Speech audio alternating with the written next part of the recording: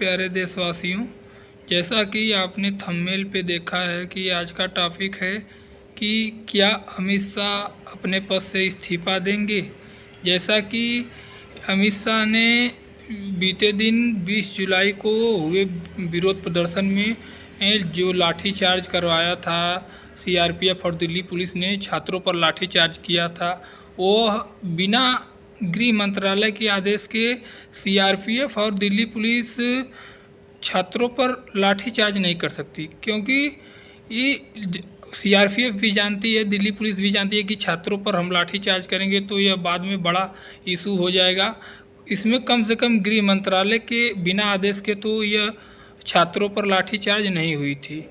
अब दिल्ली पुलिस जो है गृह मंत्रालय के अधीन आती है, सीआरपीएफ और अन्य पैरामिलिट्री फोर्स वो भी गृह मंत्रालय के अधीन आती है, जिससे यह पूरा निश्चित साबित होता है कि छात्रों पर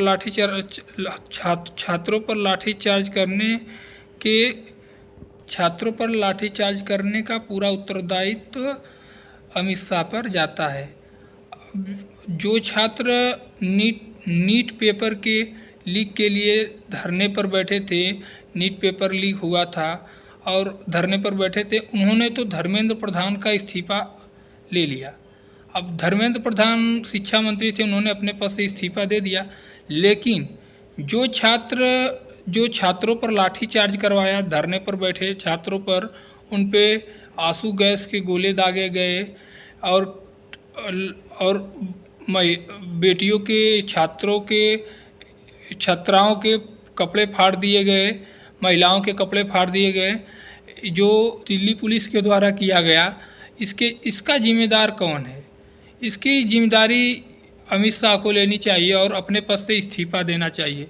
अमित शाह का घेराव विपक्ष के सभी सांसद कर रहे हैं, सांसद के बाहर पोस्टर लगा रहे हैं कि अमित शाह गायब, और अमित शाह जी पिछले कई दिनों से संसद नहीं जा रहे हैं। वो विपक्ष से बच रहे हैं कि विपक्ष उनका इस्तीफा, लगातार उनका विपक्ष इस्तीफा मांग रहा है, जिससे बीजेपी पार्टी के अंदर खलबली मची हुई है, जिसका नतीजा ये रहा कि अमित शाह के करीबी रहे नरोत्तम मिश्रा को मध्य प्रदेश के दतिया उपचुनाव में बीजेपी की तरफ से टिकट नहीं मिला और बीजेपी ने दूसरे कैंडिडेट को टिकट दे दिया और बीजेपी जबकि वहाँ पर हार भी गई।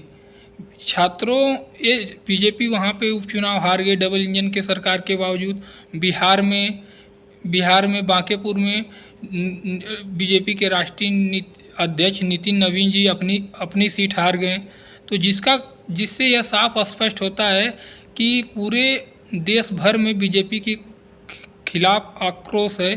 छात्रों पर जो लाठीचार्ज हुआ था उसके लिए छात्रों में बहुत भारी विरोध है, जिसके कारण बीजेपी को इसका कहीं बहुत बड़ा मूल्य न चुकाना पड़ जाए और बीजेपी इसके लिए आत्ममंथन कर रही है, जिसके कारण अभी बीजेपी असमंजस में पड़ी है कि अमित शाह को गृह मंत्री पद से इस्तीफा दिलाया जाए कि नहीं दिलाया जाए।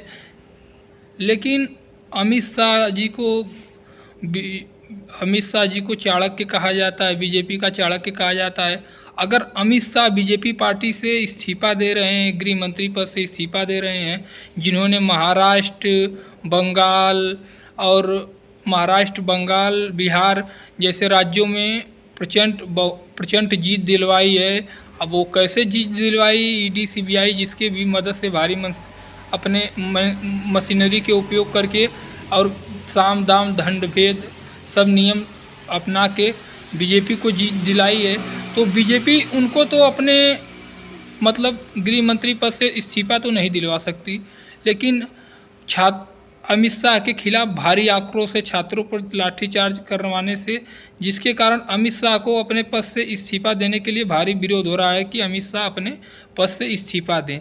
अब बीजेपी सोच रही है कि अमित शाह को अगर हम इस्तीफा दिला देंगे तो हमारे बीजेपी सरकार ढह जाएगी, और निश्चित रूप से कि अगर अमित शाह बीजेपी पार्टी से इस्तीफा दे देंगे गृह मंत्री पद से, तो बीजेपी सरकार 2029 से पहले ही गिर जाएगी। लेकिन अमित शाह ने जो गलती की है उसके लिए तो उनको अपने पद से इस्तीफा देना ही पड़ेगा। अब आज का यही सवाल है कि क्या अमित शाह अपने गृह मंत्री पद से इस्तीफा देंगे। जिस प्रकार धर्मेंद्र प्रधान ने विरोध के चलते उनको अपने पद से इस्तीफा देना पड़ा। सभी छात्र और सोनम वांगचुक जी भूख हड़ताल किए थे। अंत में सोनम वांगचुक जी के सामने और छात्रों के सामने मोदी जी को झुकना पड़ा। उन्होंने रात में 12 बजे इंस्टाग्राम पे आके उन्होंने रील डाली कि छात्रों के हित के लिए और नीट पेपर के हित के लिए कदम उठाएंगे। तो फिलहाल तो अभी क्या कदम उठाते हैं देखना जाएगा, लेकिन उन्होंने धर्मेंद्र प्रधान का इस्तीफा ले लिया। तो क्या जिस प्रकार उन्होंने धर्मेंद्र प्रधान का इस्तीफा ले लिया उस प्रकार छात्रों पर लाठीचार्ज करवाने वाले अमित शाह का इस्तीफा लेंगे मोदी जी। अब देखिए, अमित शाह अगर इस्तीफा दे दें तो अच्छी बात है, अगर नहीं दे रहे हैं तो फिर आगे छात्र लोग क्या करेंगे। अगर उनको अपने साथ हुए घटनाएं लाठीचार्ज जैसे और धरना ख़त्म करने के बाद सभी पर मुकदमे किए गए हैं कि बहुत से स्टेट में अभिजीत दीपके के साथ जितने भी छात्र धरने पे बैठे थे उन पर मुकदमा हुआ है। उनके लिए मुकदमा वापस करने की अपील की जा रही है। अभी देखिए अब मुकदमा वापस भी नहीं हुआ है। उसके लिए क्या अभी अमित शाह के खिलाफ दोबारा दिल्ली पर अभिजीत दीपके के साथ सभी छात्र मिलके धरना करने वाले हैं। अभी आगे क्या होता है देखा जाएगा, लेकिन अभी फ़िलहाल संसद में यही चल रहा है कि अमित शाह कब इस्तीफा दे रहे हैं। अमित शाह के इस्तीफे के लिए संसद में कई दिन से सांसद पोस्टर लगा रहे हैं कि अमित शाह इस्तीफा दें। फिलहाल अमित शाह संसद में जा ही नहीं रहे हैं, तो यहाँ पे लग रहा है पोस्टर कि अमित शाह संसद से गायब हैं। अभी क्या है देखिए भविष्य में क्या होता है कि अमित शाह इस्तीफा देते हैं कि नहीं देते हैं। हम अपने वीडियो को यहीं पे समाप्त करते हैं।